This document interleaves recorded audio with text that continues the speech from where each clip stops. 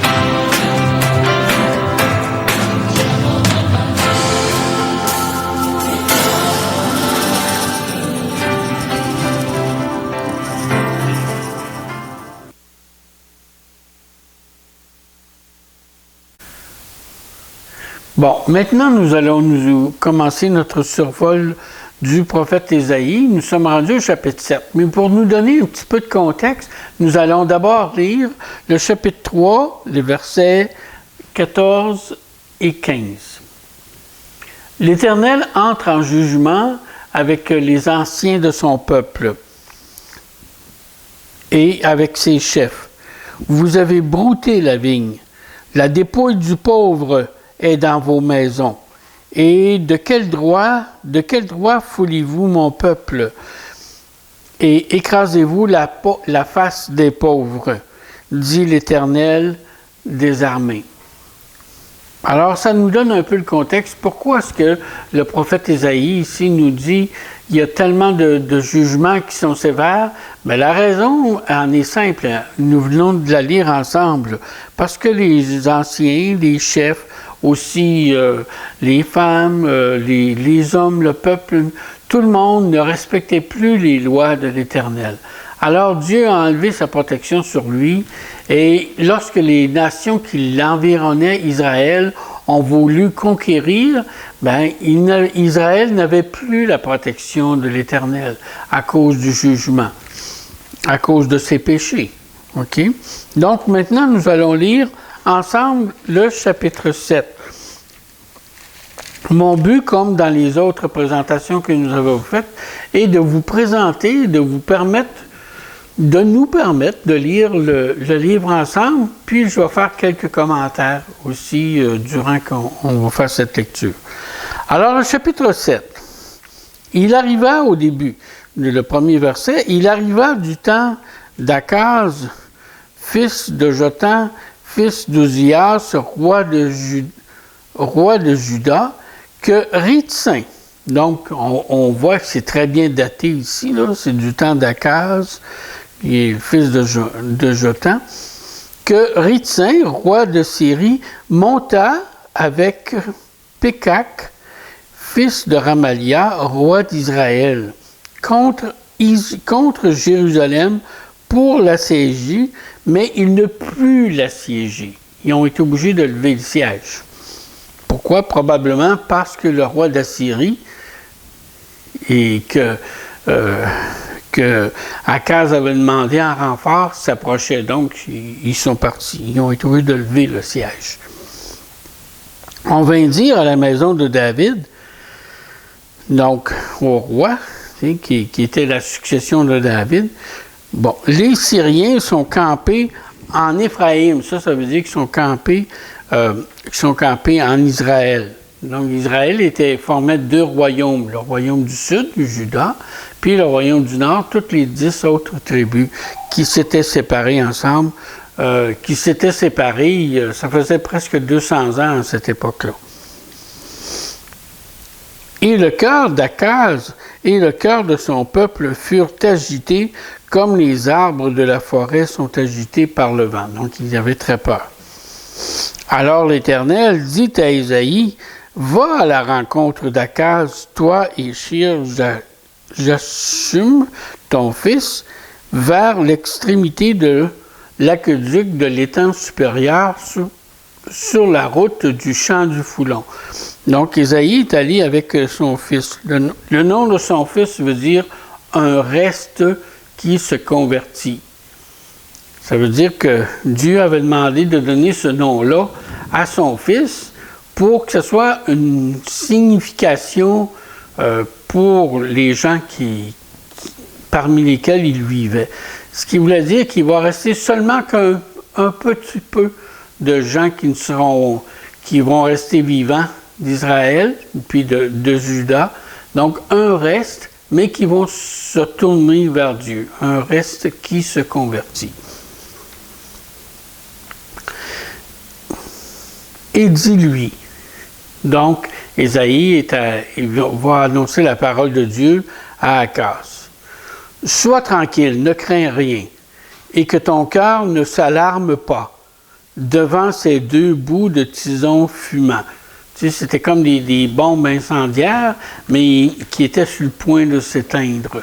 Tu sais, ces deux roi-là, qui venaient d'Israël, qui faisaient alliance avec le roi de Syrie pour envahir le royaume de Juda. Mais Dieu dit, « Sois tranquille, ne crains rien, et que ton cœur ne s'alarme pas devant ces deux bouts de tison fumant, devant la colère de Ritsin et de la Syrie, du fils de Ramalia et du fils de Ramalia. » de ce que la Syrie médite du mal contre toi, de ce qu'Éphraïm, qui veut dire les 10 tribus du nord, de ce qu'Éphraïm est le fils de Ramalia, le roi d'Israël, disent « Montons contre Juda, assiégeons la ville, battons-la en brèche, et proclamons-y pour roi le fils de Tabel, qui était probablement un Syrien. Ainsi parle le Seigneur l'Éternel, cela n'arrivera pas. Cela n'aura pas lieu. Et cela n'a pas eu lieu non plus. Car Damas, qui est à la tête de la Syrie, et Ritsin, qui est à la tête de Damas, encore 75 ans. On sait qu'à peu près, là, à cette époque-là, je pense que c'est le roi d'Assyrie qui est venu et qui a fait encore une rasade là, dans ces pays-là. Le pays du Nord puis le pays de la Syrie. Encore 75 ans, Éphraïm, donc Israël, ne sera plus un peuple. La Samarie est à la tête d'Éphraïm, et le fils de Ramalia est à la tête de la Samarie. Si vous ne croyez pas, vous ne subsisterez pas.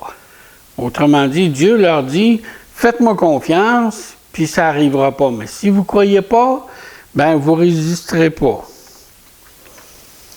L'Éternel parla de nouveau à Akaz et lui dit, « Demande en ta faveur un signe à l'Éternel ton Dieu. Demande-le, soit dans les lieux bas, soit dans les lieux élevés. Demande ce que tu voudras.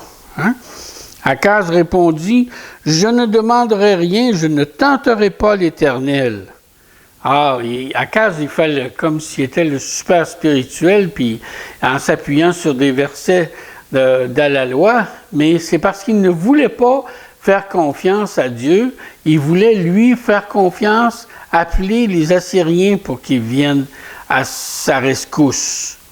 Il dit, oh, non, il faisait son super spirituel, là, je ne veux pas tenter Dieu. Regardez la réponse.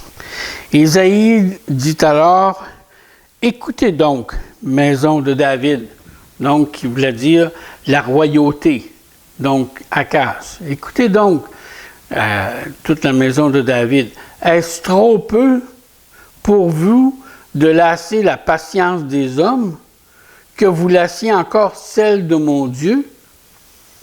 C'est pourquoi le Seigneur lui-même vous donnera un signe. Ici, c'est bien important. Dieu a donné quand même un signe à Akaz, même s'il n'en voulait pas. Mais ce signe-là va se réaliser, comme on va le voir ensemble tantôt, va se réaliser beaucoup plus tard. Puis c'est absolument merveilleux ici, qu'est-ce qui va se passer. C'est pourquoi le Seigneur lui-même vous donnera un signe, même si tu n'en as pas voulu. Mais ce ne sera pas pour toi, ça va être pour ta descendance, pour ceux qui vont venir plus tard. Voici, la jeune fille deviendra enceinte et elle enfantera un fils. Et elle lui donnera le nom d'Emmanuel. Il mangera de la crème et du miel jusqu'à ce qu'il sache rejeter le mal et choisir le bien.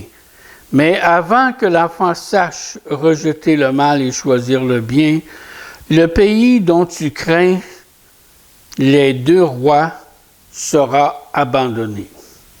Si vous voulez, on va revenir à cette prophétie-là tantôt. On va terminer la lecture d'Ésaïe, chapitre 7, puis après ça, on va revenir sur la prophétie qu'Ésaïe a donnée à Akaz qui ne voulait pas entendre finalement. L'Éternel fera venir sur toi, au verset 17, sur ton peuple et sur la maison de ton père, des jours tels qu'il n'y en a point eu depuis le jour où Éphraïm s'est séparé de Juda. Puis, c'est quoi qui va venir là? C'est le roi d'Assyrie. Quand Éphraïm s'est séparé de Juda, il y avait eu beaucoup de guerres. Mais là, Dieu dit, ben, il va venir encore des jours comme il y en a eu dans ce temps-là, il y a 200 ans de ça. En ce jour-là, voyez-vous, là, on va voir cette expression-là 4 fois en ce jour-là, d'ici la fin du chapitre.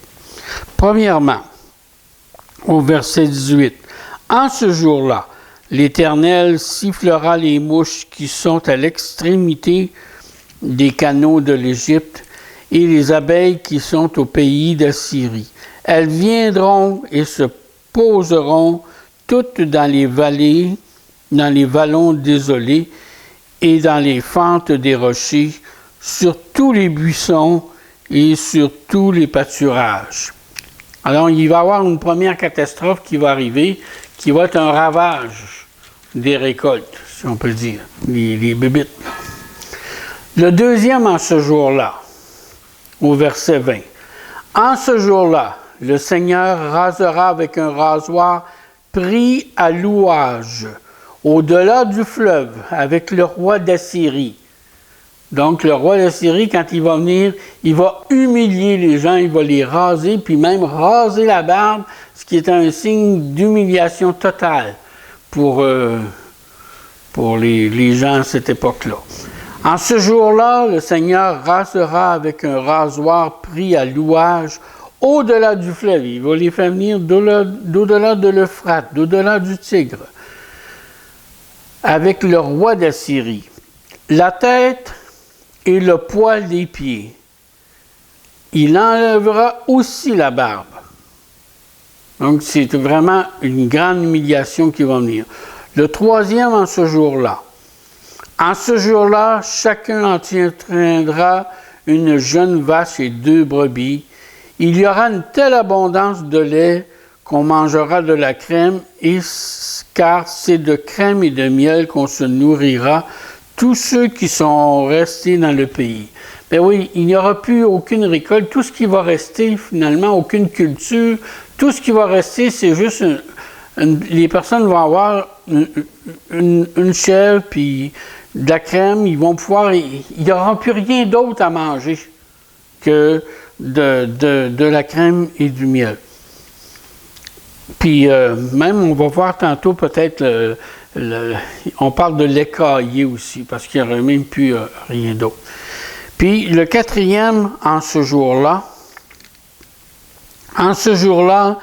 tout lieu qui contiendra 1000 septes de vigne, 1000 pieds de vigne, si vous voulez, valant 1000 cycles d'argent, sera livré aux ronces et aux épines. Il n'y aura plus rien, là, qui va pousser. On y entrera avec des flèches et avec l'arc, parce que tout, d'ailleurs il le dit, car tout le pays ne sera que ronces et épines. Puis pour rentrer dans les anciennes vignes, puis tout ça, il va falloir entrer, ça va être tellement abandonné que les animaux sauvages vont être venus pour s'y rétablir. Donc, on va rentrer là, dans ces vignes-là avec l'arc et le flèche pour être capable de se protéger. On entrera avec des flèches et avec l'arc, car tout le pays ne sera que ronces et épines. Et toutes les montagnes que l'on cultivait avec la brèche ne seront plus fréquentées par crainte des ronces et des épines.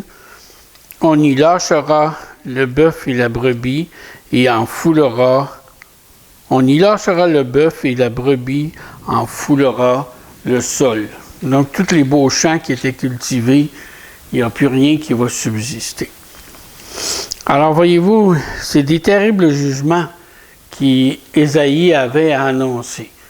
Puis, c'était pas quelque chose d'intéressant du tout. Tu sais? Maintenant, nous allons revenir au verset 13. Ésaïe dit alors, « Écoutez donc, maison de David, est-ce trop peu pour vous de lasser la patience des hommes que vous lassiez encore celle de mon Dieu? » Parce qu'il n'en voulait pas de la prophétie que Dieu, puis du signe que Dieu voulait lui donner pour lui montrer qu'il le délivrerait.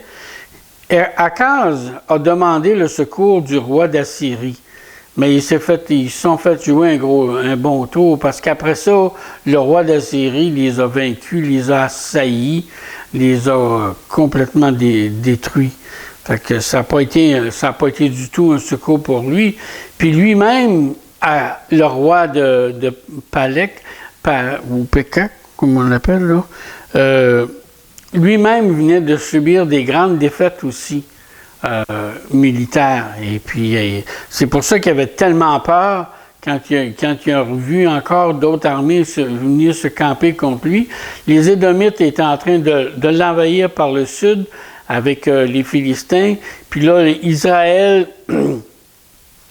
et les Syriens par le nord. Alors, il était vraiment dépourvus. Mais Dieu voulait justement les aider, mais il n'en voulait pas de l'aide de Dieu. Puis là, il dit, est-ce trop peu pour vous de lasser la patience des hommes que vous lassiez encore celle de mon Dieu? On dirait que c'est comme Isaïe qui parle. Et c'est pourquoi le Seigneur lui-même vous donnera un signe. Ça, c'est tellement une belle prophétie. Voici, la jeune fille deviendra enceinte et elle enfantera un fils et elle lui donnera le nom d'Emmanuel. Et puis là, les versets 15 et 16, on dirait que ça se chevauche. T'sais, il va avoir comme à l'époque d'Akaz un accomplissement, c'est-à-dire que ça va se faire, cet envahissement-là, puis cette protection-là, toute cette partie de la prophétie que le roi de Syrie va venir pour les attaquer, puis que les Assyriens aussi. Mais ça va se faire dans un temps proche de lui, mais en même temps dans un temps éloigné. Maintenant, on va aller voir cette prophétie-là. Comment est-ce qu'elle s'accomplit, puis comment est-ce que le Nouveau Testament nous dit, reprend cette prophétie-là, puis l'applique à la personne de Jésus. Le premier passage qu'on va voir, c'est dans Matthieu, le premier chapitre de Matthieu, et puis à partir du verset 18. Voici de quelle manière... Oui. Non, celui-là, on l'a vu en début. Ouais. Là, c'est Matthieu, ouais, c'est ça. Matthieu 18, oui. Bon, à partir des versets 18 à 25. Voici de quelle manière arrivera la naissance de Jésus-Christ. Marie, sa mère, ayant été fiancée à Joseph, se trouva enceinte par la vertu du Saint-Esprit avant qu'ils eussent habité ensemble. On va voir deux récits là, par rapport à cette prophétie-là. Matthieu donne un récit, Luc donne un autre récit. Mais Matthieu montre qu'est-ce qui s'est passé dans le cœur de Joseph, tandis que Luc montre la révélation qui a été donnée à Marie. Okay? Donc, Marie se trouve enceinte par la vertu du Saint-Esprit avant qu'ils eussent habité ensemble. Joseph, son époux, qui était un homme de bien et qui ne voulait pas la diffamer, se proposa de rompre secrètement avec elle. Alors, comme il y pensait, voici un ange du Seigneur lui apparut en songe et dit, « Joseph, fils de David, parce qu'il était de la descendance de David, ne crains pas de prendre avec toi Marie, ta femme, car l'enfant qu'elle a conçu vient du Saint-Esprit. Elle enfantera un fils, et tu lui donneras le nom de Jésus. » Le nom de Jésus, ça veut dire, je pense que c'est Dieu sauve. Hein? Et puis, c'est lui qui sauvera son peuple de ses péchés. Tout cela arriva afin que s'accomplisse ce que le Seigneur avait annoncé par le prophète. Voici, la Vierge sera enceinte, ou la jeune fille. Tu sais, mais le mot hébreu qu'on traduit soit par la jeune fille dans Ésaïe, soit par Vierge dans Matthieu, veut dire une femme qui n'a pas connu de relation sexuelle. Donc, voici la Vierge sera enceinte, elle enfantera un fils, et on lui donnera le nom d'Emmanuel, ce qui signifie Dieu avec nous. Voyez-vous comment ça s'accomplit?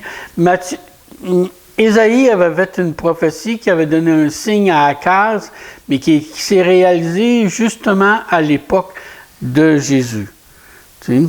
Joseph, s'étant réveillé, fit ce que l'ange du Seigneur lui avait ordonné, et il prit sa femme avec lui.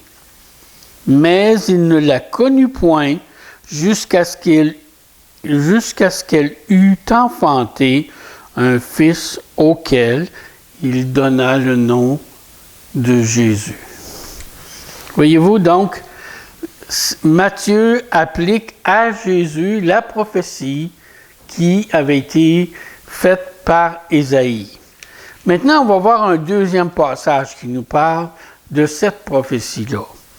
C'est tellement beau, en tout cas. J'ai eu beaucoup de difficultés à dire, bon, on arrête, on ne lit pas tout, là, parce que, tu sais, je veux dire, j'aurais lu tout avec vous, tout ce qui concerne la naissance de Jésus, mais c'est un peu long. Alors, on va lire maintenant dans Luc, au chapitre 1, les versets 26 jusqu'à 38.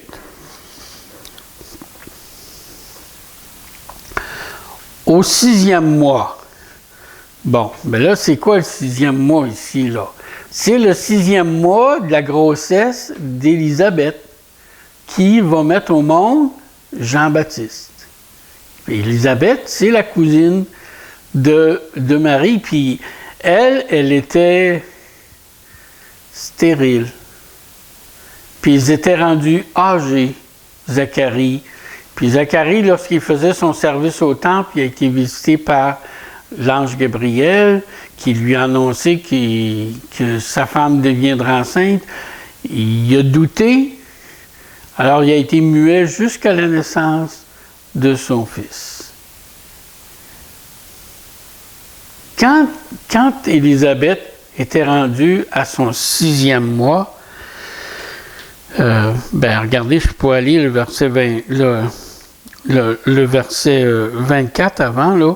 Quelque temps après, Élisabeth, sa femme, devint enceinte et elle se cacha pendant 5 mois, disant, « C'est la grâce que le Seigneur m'a faite quand il a jeté les yeux sur moi pour ôter mon opprobre. » C'était une honte pour une femme de ne pas pouvoir avoir d'enfant.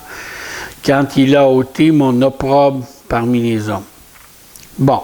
Au 6e mois, l'ange Gabriel fut envoyé par Dieu dans une ville de Galilée appelée Nazareth, auprès d'une vierge, fiancée à un homme de la maison de David, nommé Joseph. Le nom de la vierge était Marie. L'ange entra chez elle et dit, « Je te salue, toi à qui une faveur, à qui une grâce a été faite. Le Seigneur est avec toi. » Troublée par cette parole, Marie se demandait ce que pouvait signifier une telle salutation. L'ange lui dit, « Ne crains point, Marie, car tu as trouvé grâce devant Dieu. Et voici, tu deviendras enceinte, et tu enfanteras un fils, et tu lui donneras le nom de Jésus. Il sera grand et sera appelé Fils du Très-Haut. Le Seigneur Dieu lui donnera le trône de David, son père. Il régnera sur la maison de Jacob. Ça veut dire sur tout Israël, éternellement, et son règne n'aura pas de fin. Marie dit à l'ange, comment cela se fera-t-il, puisque je ne connais point d'homme? L'ange lui répondit, le Saint-Esprit viendra sur toi et la puissance du Très-Haut te couvrira de son ombre. C'est pourquoi le Saint-Enfant qui naîtra de toi sera appelé Fils de Dieu. Voici, Élisabeth, ta parente, a conçu elle aussi un fils en sa vieillesse. Et c'est elle qui était, et celle qui était appelée stérile est dans son 6e mois. Car rien n'est impossible à Dieu.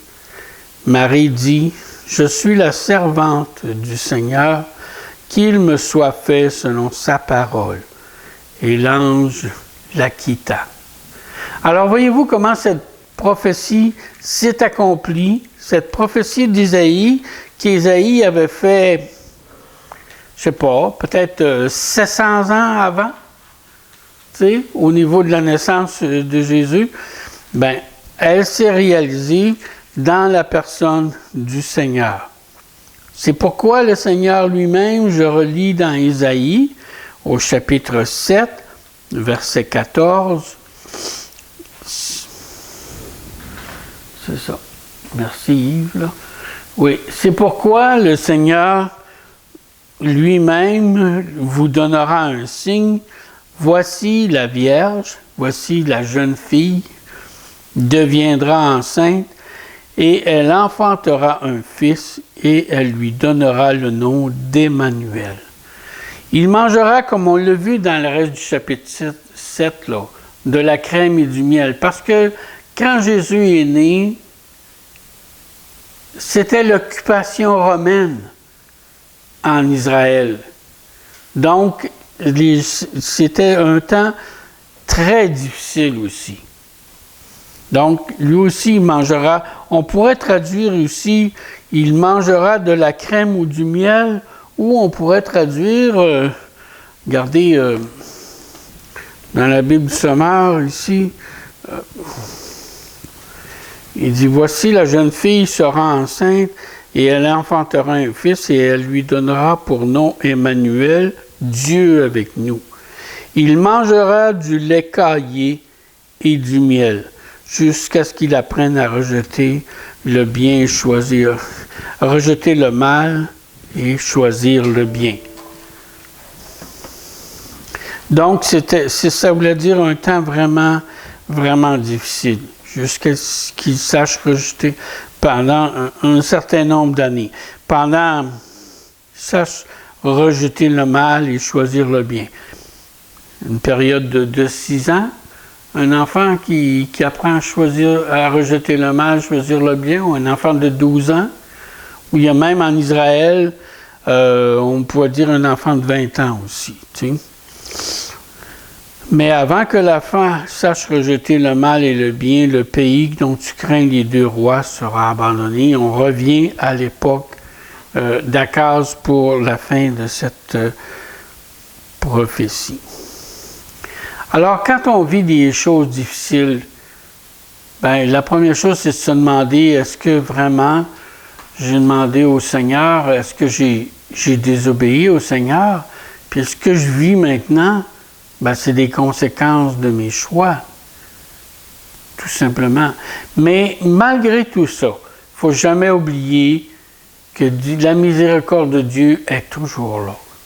Dieu nous aime toujours. Puis Dieu aime justement celui qui se repent, celui qui se tourne vers lui. Puis à travers ça, il apporte tout le temps de grandes bénédictions, comme on vient de le voir, à travers cette prophétie qui est absolument merveilleuse. Soyez bénis. Oui. Alors Seigneur, je veux vraiment te remercier pour cette grande bénédiction que tu nous as donnée, de nous avoir donné ton Fils, d'être Dieu avec nous et qui est Dieu qui sauve aussi. Donne gloire à ton nom dans nos vies, Seigneur. Et merci. Amen.